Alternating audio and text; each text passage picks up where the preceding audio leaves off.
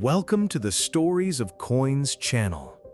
What if I told you that even the most ordinary-looking dime, the kind that could easily be tucked away in your pocket, could take us on a journey through millennia? Could you imagine that its seemingly unremarkable design holds the key to one of the most astonishing and unsolved mysteries of human history? Get ready, friends, because today I'm holding just such a coin. And though it bears no presidents or famous landmarks, it has led me to a place older than the pyramids of Egypt and Stonehenge. Settle in, because today I'm going to tell you the fascinating story of the Menandra Temple on Malta. And be sure to subscribe to the channel so you don't miss out on more thrilling investigations. Get ready, friends, because today I want to take you on a journey through thousands of years to the very heart of Malta, to one of the most mysterious and astonishing monuments of human history. Picture this: the sun sets over the boundless Mediterranean Sea, its last rays caressing ancient stones that have witnessed more than any human civilization. We're heading to the Menandra Temple. These are not just ruins, they are the whisper of centuries frozen in stone, a mystery we've been trying to unravel for nearly 200 years. Menandra is part of the Great Legacy, listed as a UNESCO World Heritage Site under the collective name Megalithic Temples of Malta. Located on the south coast of the island, just half a kilometer from another famous giant, the Hajar Kim Temple. It stands on a plateau offering a breathtaking view of the sea's vast expanse. Its location was not chosen by chance. It lends the site a special, almost mystical grandeur. Just think, this complex was built around the 4th millennium BCE. That means it's older than the famous Egyptian pyramids, older than Stonehenge, older than many civilizations we study in school. Feel the magnitude of this, the unimaginable age. Imagine that on this very spot where we stand today, monumental structures were already erected by people we know so little about. Menandra consists of 3 interconnected temples, each with its own history and secrets.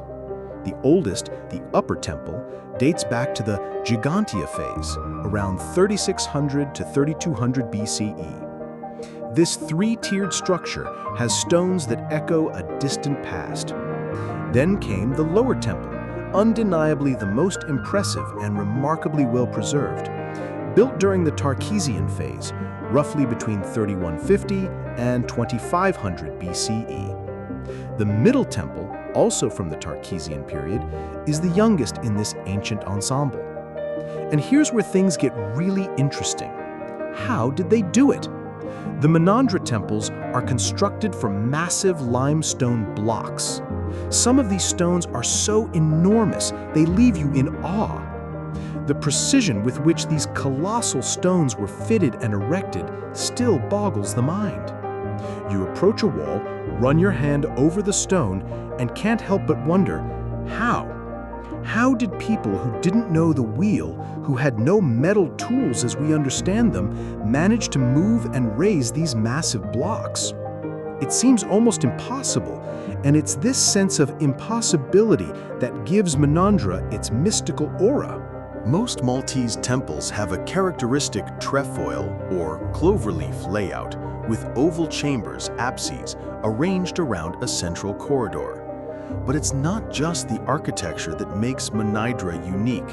The most striking feature is its astronomical alignment. The temples are designed so that during the spring and autumn equinoxes, as well as the summer and winter solstices, sunlight penetrates specific parts of the structures, illuminating altars or niches. Imagine this. On the day of the equinox, rays of sunlight pass directly through the main entrance of the lower temple, flooding the central altar with light. During the solstices, the light falls on the edges of entrances or highlights specific corners of the temple. This is undeniable evidence of the profound astronomical knowledge of Malta's ancient builders. It suggests that these temples were not just religious sites, but also ancient observatories or giant calendrical devices. The rituals performed here were likely closely tied to agricultural cycles and the worship of celestial bodies. For the scientific world, Manidra wasn't discovered in the traditional sense. Local residents always knew of its existence, but systematic archaeological excavations began in 1840, shortly after work at the nearby Hajar Kim. That's when Manidra truly came into the focus of the academic community.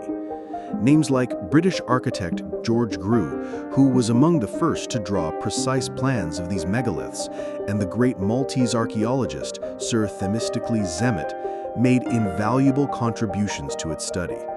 Zemmet, whose main work took place in the early 20th century, laid the foundation for our modern understanding of these remarkable sites. What was uncovered during these excavations? An entire world, friends, a world that reveals the mysteries of prehistoric life. The primary finds, of course, are the corpulent figurines, often called Maltese Venuses or fertility goddesses. These voluptuous female figures, made of clay or limestone, are direct evidence of a fertility cult and worship of the mother goddess. You can imagine rituals held here in these sanctuaries, aimed at ensuring bountiful harvests, fertile land, and the continuation of the lineage. Animal figurines were also found, possibly indicating their ritual significance. Numerous pottery fragments of various shapes and sizes have been invaluable for dating and understanding technological development. Some vessels were likely used for offerings. Stone tools, scrapers, knives, hammers made of flint and obsidian were also discovered. But perhaps one of the most intriguing finds is the large, smooth, spherical stones. Scholars suggest these stones served as bearings or rollers to move those massive megalithic blocks. It's simply astounding how ancient people devised such ingenious engineering solutions. Inside the temples, stone tables, niches, and ledges were found, interpreted as places for sacrifices or the placement of ritual objects. Perhaps fires burned on them, or they held remnants of offerings to deities. Animal bones were also uncovered, confirming the practice of sacrifices. Additionally, the temple walls are adorned with ornamental carved patterns, spirals, dots, and abstract designs that speak to the high artistic skill of the ancient Maltese and their symbolic representations of the world. And finally, the most intriguing part, the mystical element. Yes, Manidra evokes a sense of mystery, grandeur, and something almost supernatural. First, who were these builders? We don't know their exact name. Their culture suddenly vanished from the island around 2500 BCE, leaving behind only these monumental structures. Where did they go? Why did they stop building? This uncertainty is like a giant question mark hanging over millennia. Second, as mentioned, the unfathomable technology. Moving and erecting such massive stones without wheels or metal tools seems impossible. While archaeologists offer reasonable hypotheses, the scale of the work still inspires awe and hints at something greater than mere physical strength. Third, the temple's astronomical precision. The way sunlight hits specific points on particular days feels truly magical. It suggests that the ancient people believed deities communicated with them through these light shows. Imagine, during these light shows, at the heart of the temple, people felt a direct, tangible connection to the cosmos and the divine. Fourth, the cult of fertility and the mother goddess. This ancient worship of life forces, birth, and abundance is steeped in deep mysticism. The rituals must have been filled with symbolism, invoking the forces of nature. The corpulent figurines only intensify the sense of this primal, mysterious worship. And finally, the atmosphere of Manidra itself. The enclosed, dimly lit chambers, massive walls, and special entrances create a unique, almost hypnotic space. Many visitors describe feeling awe, a sense of something ancient and powerful upon entering.